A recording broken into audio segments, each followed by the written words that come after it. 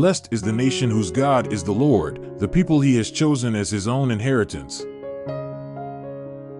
For who is God, except the Lord? And who is a rock, except our God? Now he who keeps his commandments abides in him, and he in him. And by this we know that he abides in us, by the Spirit whom he has given us.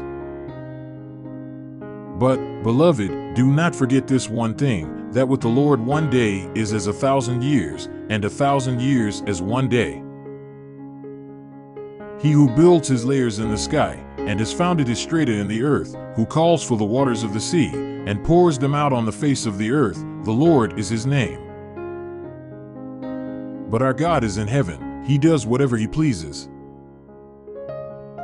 But God has revealed them to us through his Spirit.